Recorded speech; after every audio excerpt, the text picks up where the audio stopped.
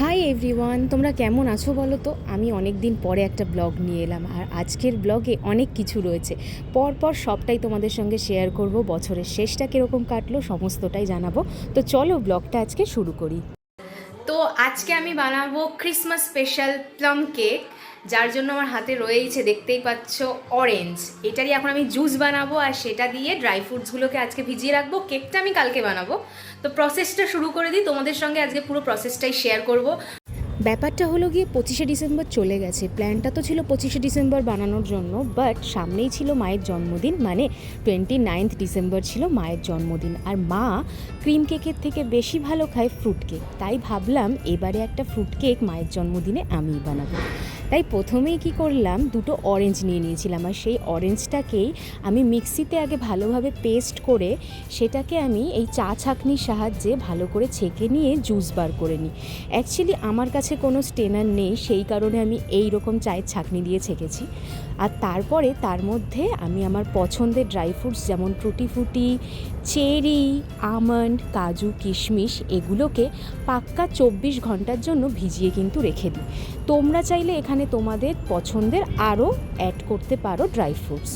আর তারপরে আমি যেটা করে নিই, এখানে আমি 75 গ্রাম মতো বাটার নিয়ে নিয়েছিলাম, আর এই বাটারটাকে আমি হালকা গরম করে গলিয়ে নিয়েছিলাম।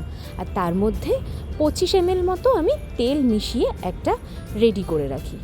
এরপরে আমি এই কেকের একটা মশলা তৈরি করার জন্য এখানে নিয়ে নিয়েছি গোটা গরম মশলা, আর সাথে একটুখানি জায়ফল।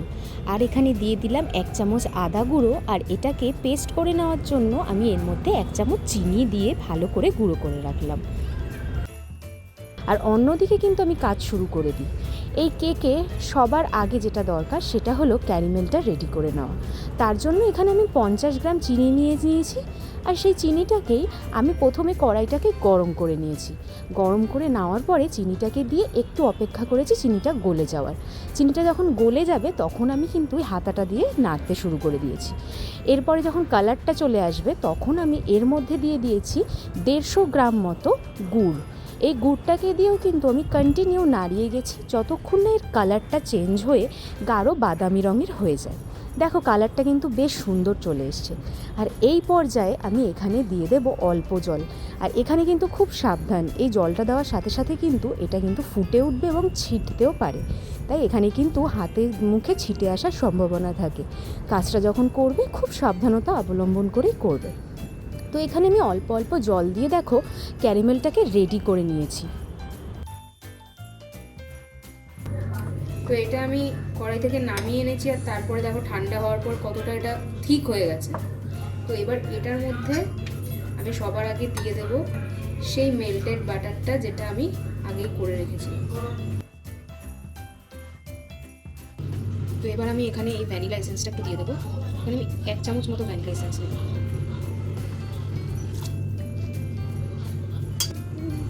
এবার আমি এই তিনটে জিনিসকে ভালোভাবে আগে মিক্স করে নেব।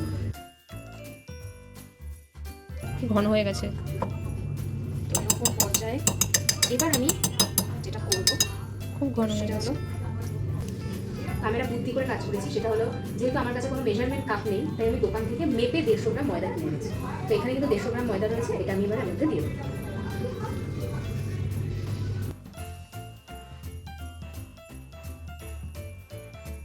আমি ময়দাটা কিন্তু এখানে পুরোটা দিয়ে দেবো। আর এখানে 50 গ্রাম মতো গুঁড়ো দুধ রয়েছে, যেটা আমি এর সঙ্গে দিয়ে দেবো। আমার কাছে ছাঁকনি নেই, সেই কারণে আমি ছেঁকে দিতে পারলাম না, বাট তোমাদের কাছে যদি কোনো স্টেনার বা ছাঁকনি থেকে থাকে অবশ্যই কিন্তু এই ময়দা, গুঁড়ো দুধ এগুলো কিন্তু ছেঁকে দেবো। আর এটা হলো সেই পাউডারটা, যে পাউডারটা আমি বানিয়েছিলাম গোটা গরম মশলা দিয়ে আর জায়ফল আর একটুখানি সামান্য চিনি দিয়ে জাস্ট ওকে গুঁড়ো করার জন্য, সেটা এবার এর মধ্যে দিই।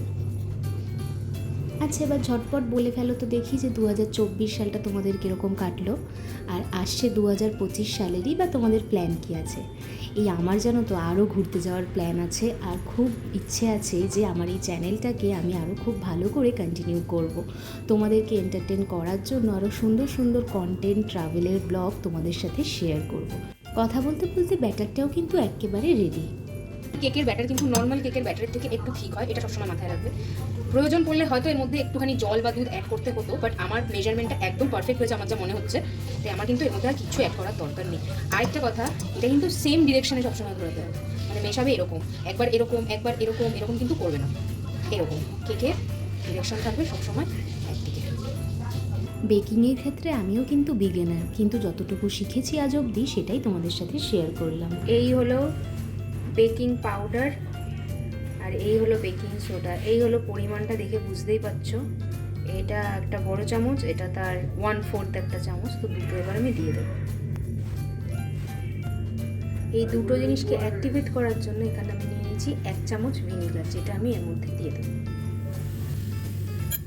আর এই প্রসেসটা কিন্তু একেবারে ব্যাটারটা রেডি হয়ে যাওয়ার লাস্টে করবে। এটা দেওয়ার পরেই কিন্তু কেক টিনে দিয়ে দেবে। বাটার পেপার আগেই গ্রিস করে রেখেছি এর মধ্যে, এবার আমি এর মধ্যে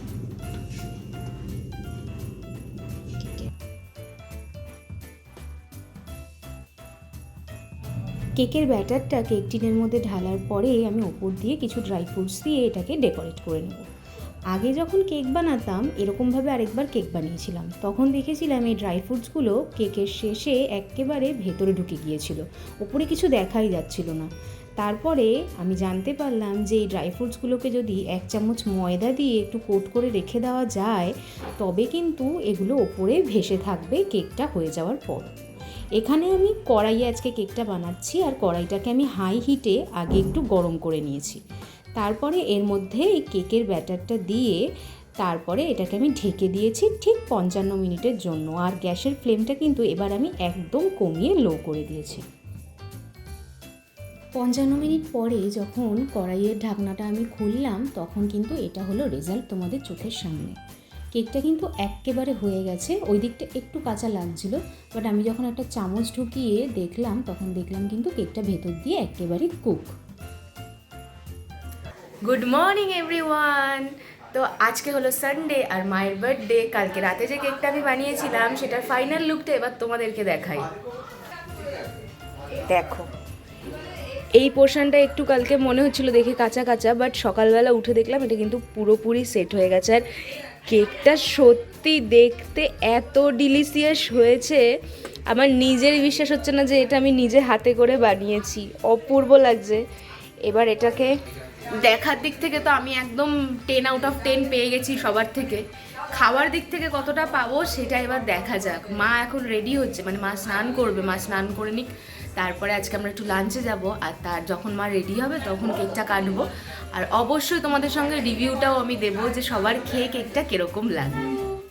happy birthday to you, happy birthday dear Mammam, happy birthday to you.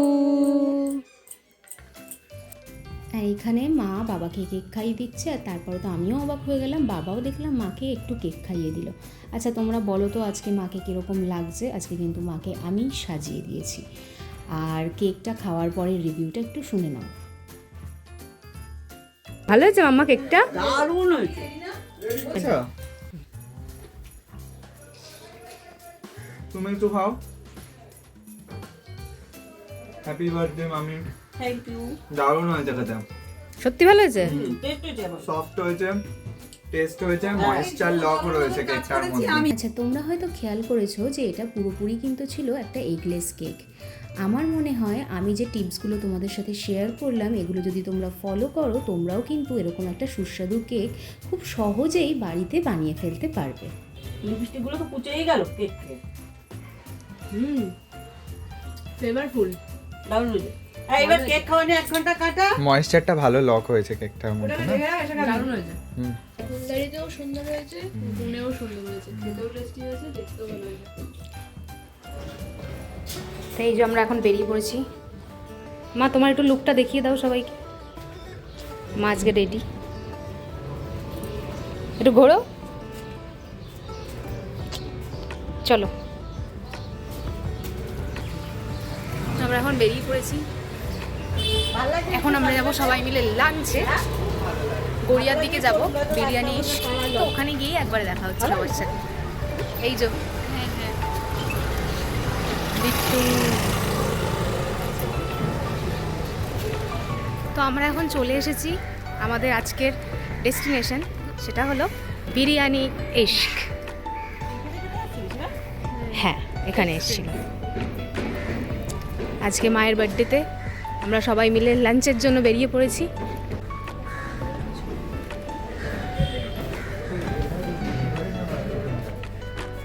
কোথায় বসবি? চল ভেতর, এখানেই বসতে পারি, সেই জায়গাগুলো সুন্দর। তো ভেতরে ঢোকার পরে কিন্তু লুকটা বেশ একটা রয়্যাল ছিল, খুব সুন্দর ডেকোরেটেড ছিল রেস্টুরেন্টটা। আর তোমরা যারা এই বিরিয়ানি ইশকে আসতে চাইছো তাদেরকে আমি অ্যাড্রেসটা একটু বলে রাখি। মুদিয়ালি ক্লাবের ঠাকুর যারা দেখতে আসো, এটা কিন্তু ঠিক প্যান্ডেলের বাঁদিকেই রয়েছে এই রেস্টুরেন্টটা বিরিয়ানি ইশক। এই হলো ওদের মেনু কার্ড। তো এখান থেকে আমরা থালি অর্ডার করেছি সবাই। আর এখান থেকে মা আর বাবা নিয়েছে মাটন সোলো বিরিয়ানি। তো চলো এবার শুধু অপেক্ষা খাবার আসার। তো আমাদের মাটন সোলো চলে এসছে, মা আর বাবা নিয়েছে মাটন সোলো। খেয়ে দেখো তো কেমন খেতে। আমাদের খাবার এখনো আসেনি, বিট্টুর খুব খিদে পেয়ে গেছে, তাই বিট্টু জল দিয়েই কাজ চালাচ্ছে। হলো বাবা, পেট তো ভরার জিনিস। একদমই না, যেভাবে কমফোর্টেবল ঠিক সেভাবে খাবে।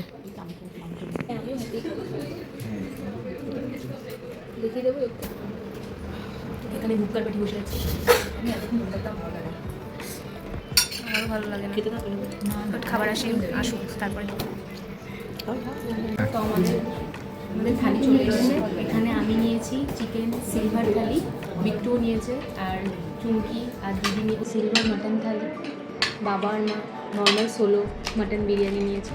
তো প্রত্যেকটা ডিশ একবার ট্রাই করে তোমাদেরকে বলি যে কেমন। প্রথমে বিরিয়ানিটাই একবার মুখে দিই, এখন বিট্টু বিরিয়ানিটা টেস্ট। এর আগেও আমি এখানে বিরিয়ানি ট্রাই করেছি, আমার খুবই ভালো লেগেছিলো। আর এই থালির সঙ্গে রয়েছে একটা নান রয়েছে, আর এটা কি দিল রে? বললো চিকেন বাটার মশলা। এখানে কিন্তু 2 পিস না 3 পিস চিকেন রয়েছে। খুবই সফট চিকেনটা, হাত দিয়ে একদম খুলে গেল। আমি এতক্ষণ চিকেনটা খাইনি, দারুণ। বনাতে দেখলাম তো, হ্যাঁ চিকেনটা ভীষণ সফট, দারুণ বাটার মশলা। রায়তাটাও খুব ভালো, রায়তাটা আমার খুব ভালো লেগেছে। ফিরনিটা একবার দেখি। বিট্টুর মতো ফিরনি বানাতে পারিনি, বাট ফিরনিটা ভালো। হ্যাঁ, চিকেন বিরিয়ানি ম্যাক্সিমাম জায়গায় খুব ড্রাই হয়, এটা খুব ভালো। বাবা কেমন লাগলো তোমার খাবার দাবার? বাবার পাত ফাঁকা হয়ে গেছে, বাবা ফার্স্ট। আমার পাত ভরা, আমার পাত ফাঁকাও হবে না, আমি জানি। আমি এটা শেষ করতে পারবো না, কোনোদিনই পারিনি। এটা প্যাক হয়ে যাবে আমার হাফ। মা তোমার কেমন লাগছে? মা কেমন লাগলো? যে লাঞ্চটা কেমন হলো আজকে? আমি চুজ করেছি, স্পেশালি বাটার চিকেনটা আমার সব থেকে বেশি আজকে ভালো লেগেছে। তো আমাদের এখানে খাবার খেয়ে খুবই ভালো লেগেছে, আর সেই কারণে আমরা যেহেতু গুগলে 5 স্টার রেটিংও দিয়েছি, তাই ওনারা আমাদেরকে কিছু জিনিস আবার প্রোভাইড করেছে, দেখাচ্ছি সেগুলো। এখানে 2টো ফিরনি, আর ওর রায়তাটা খুব ভালো লেগেছে, সেই কারণে একটা রায়তা 2টো ফিরনি আমাদেরকে দেওয়া হয়। আর সত্যি বলতে বানিয়ে বলা কথা নয়, সত্যি আমাদের এখানে সব খাবার ভালো লেগেছে। খালি কোয়ালিটি নয়, আমাদের কোয়ান্টিটি সমান। No Dalda, no artificial colour, no artificial flavour, প্রচন্ড হেলদি বিরিয়ানি। এটা হচ্ছে আমাদের ইউএস প্রোডাক্ট। আমাদের এটা খেলে আপনার কখনো মানে বলতে নেই পেট খারাপ করবে না। না, খেয়েও আমার খুব লাইট লাগলো, এমন না যে হয় না কিছু সময় এতটা ফ্লেভারফুল হয় যে মুখ মেরে দেয়, 2 চামচ পরে আর মুখে ঢোকে না। খাওয়া যায় মানে। তো আমাদের লাঞ্চ ডান, আমরা বেরিয়ে পড়েছি এবার বিরিয়ানি থেকে সবাই। এবার কি করবো রে? Any plan? প্ল্যান তো আমাদের অনেক রকমেরই ছিল, কিন্তু শেষমেশ কোনোটাই আর সাকসেসফুল হলো না। তাই সবাই মিলেই আমরা বাড়িতে ফিরে আসলাম। কিন্তু বাড়িতে আসার পরে মায়ের জন্য ছিল একটা বিশাল বড় সারপ্রাইজ, কারণ মায়ের ভাগনা মানে বিট্টু মায়ের জন্য বানিয়ে এনেছিল পায়েস, যেটা খেয়ে কিন্তু মা খুবই আনন্দ পেয়েছিল। আর এই সারাটা বছর ধরেই তোমরা আমার যেভাবে পাশে থেকেছো, আমাকে উৎসাহ দিয়েছো নতুন নতুন ব্লগ বানাতে, আমিও কিন্তু বেশ কৃতজ্ঞ সেই সবের জন্য। তাই আমিও উৎসাহ পেয়ে তোমাদের জন্য আরও নতুন নতুন ব্লগ নিয়ে নতুন বছরে আসছি। দেখা হচ্ছে কিন্তু নতুন বছরে।